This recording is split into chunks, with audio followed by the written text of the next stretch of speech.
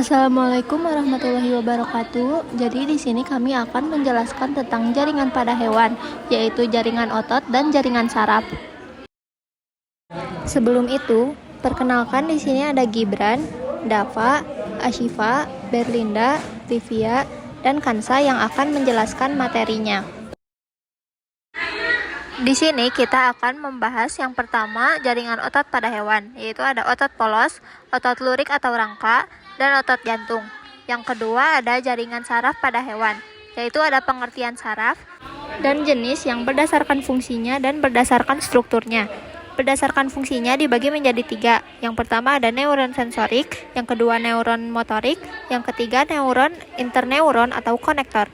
Berdasarkan strukturnya ada badan sel atau soma, lalu dendrit, dan yang terakhir ada akson atau neurit. Yang pertama ada jaringan otot atau muscle tissue. Jaringan otot atau muscle tissue adalah jaringan tubuh yang bersifat elastis dan mampu berkontraksi atau memendek serta relaksasi atau memanjang, sehingga dapat menghasilkan gerakan. Fungsi utama otot yang pertama sebagai alat gerak aktif. Jadi, otot berperan menggerakkan rangka dan tubuh. Yang kedua, menopang dan menjaga bentuk tubuh. Tanpa otot, tubuh kita tidak bisa gerak atau mempertahankan bentuknya. Yang ketiga, membantu fungsi organ dalam. Misalnya, otot jantung memompa darah dan otot pernapasan membantu bernapas. Yang keempat, ada menghasilkan panas melalui kontraksi. Jadi, saat otot bekerja, terjadi pembakaran energi yang menghasilkan panas. Contohnya, ketika kita berolahraga, pasti tubuh kita terasa hangat atau panas. Yang kelima, melindungi organ-organ penting. Otot melapisi organ dalam sehingga aman dari benturan atau tekanan. Lalu di sini saya akan menjelaskan tentang otot polos. Otot polos ditemukan di dinding organ-organ dalam seperti saluran pencernaan, lambung, dan usus. Pembuluh darah dan saluran pernapasan gerakannya tidak disadari involunter dan dikendalikan oleh sistem saraf otonom. Ciri-cirinya yaitu adalah bentuk selnya gelendong dengan kedua ujung meruncing, memiliki satu inti sel yang terletak di bagian tengah, tidak memiliki garis-garis melintang, tidak bergaris non-striated, kontraksi lambat dan tidak mudah lelah. Nah, sekarang otot lurik atau rangka, skeletal muscle. Otot lurik melekat pada rangka atau tulang sehingga disebut juga otot rangka. Gerakannya bersifat disadari atau volunteer. Artinya, kita bisa mengontrol gerakannya. Ciri-cirinya, bentuk selnya disilindris dan memanjang. Memiliki banyak inti sel yang terletak di bagian tepi, tampak memiliki garis-garis terang, pita 1 dan gelap pita A yang berselang-seling sehingga terlihat bergaris striated atau lurik, kontraksi cepat dan mudah lelah. Selanjutnya adalah otot jantung atau cardiac muscle. Otot jantung hanya ditemukan di dinding jantung. Otot ini berfungsi memompa darah ke seluruh tubuh. Gerakannya tidak disadari atau involunter dan bekerja secara ritmis. Ciri-cirinya, bentuk selnya silindris, memiliki cabang dan saling berhubungan, memiliki 1 atau 2 inti sel yang terletak di tengah, memiliki garis-garis melintang seperti otot lurik. Terdapat diskus interkalaris yang berfungsi sebagai perlekatan antar sel. Otot jantung, kontraksi ritmis, kuat, dan tidak mudah lelah. Jaringan saraf. Jaringan saraf adalah sistem kompleks dari sel-sel saraf atau neuron dan sel pendukung yaitu neuroglia yang berfungsi mengirimkan dan menerima informasi dalam bentuk impuls listrik dan kimia. Memungkinkan hewan untuk merespon rangsangan, memproses informasi, dan mengendalikan berbagai fungsi tubuh. Di struktur dasarnya, yang pertama ada neuron sel saraf. Unit jaringan saraf yang berfungsi menerima dan mengantarkan impuls. Yang kedua ada badan sel atau soma, bagian yang mengandung inti sel, nukleus, dan organel lainnya.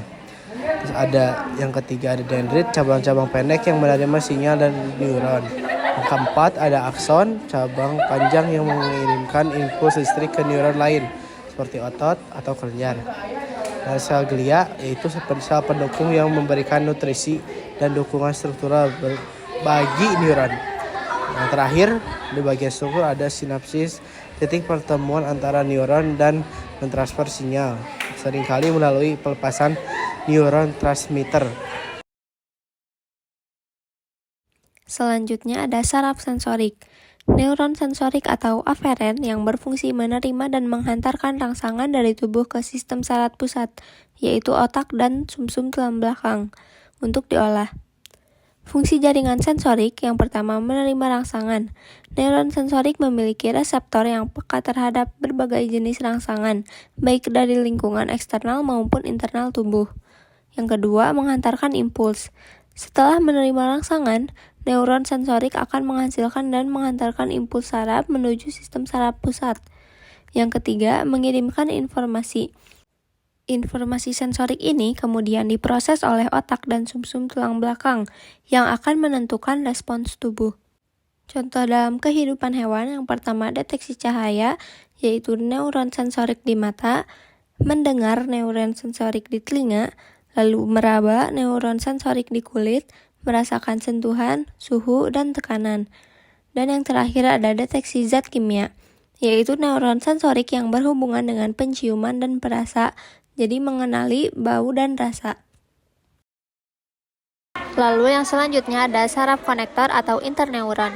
Saraf konektor adalah saraf yang berfungsi sebagai penghubung antara saraf sensorik atau penerima rangsangan dengan saraf motorik atau pembawa perintah. Saraf ini hanya terdapat di sistem saraf pusat, yaitu otak dan sumsum tulang belakang.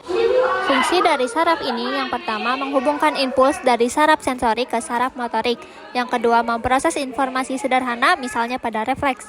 Yang ketiga menghubungkan berbagai bagian otak untuk aktivitas berpikir, mengingat, dan mengambil keputusan. Contoh nyatanya ketika jari kamu menyentuh jarum. Yang pertama, saraf sensorik mengirim pesan sakit ke sumsum tulang belakang. Yang kedua, saraf konektor di sumsum tulang belakang menerima pesan ini dan segera menghubungkan ke saraf motorik. Yang ketiga, hasilnya tanpa menunggu berpikir lama, tanganmu langsung menarik diri dari jarum. Jadi, saraf konektor ibarat jembatan yang membuat komunikasi antar saraf bisa berjalan lancar. Jadi, kesimpulannya, jaringan otot dan jaringan saraf adalah dua jaringan utama yang bekerja sama dalam koordinasi tubuh hewan. Jaringan saraf berfungsi sebagai sistem komunikasi yang mengendalikan seluruh aktivitas tubuh dengan menerima, memproses, dan mengirimkan sinyal. Sementara itu, jaringan otot adalah jaringan efektor yang menerima sinyal dari saraf untuk berkontraksi, sehingga memungkinkan pergerakan dan fungsi mekanik lainnya. Keduanya saling terhubung erat dan esensial bagi fungsi tubuh yang terkoordinasi dan teratur pada hewan. Sekian pembelajaran dari kami, semoga materi ini bermanfaat. Wassalamualaikum warahmatullahi wabarakatuh.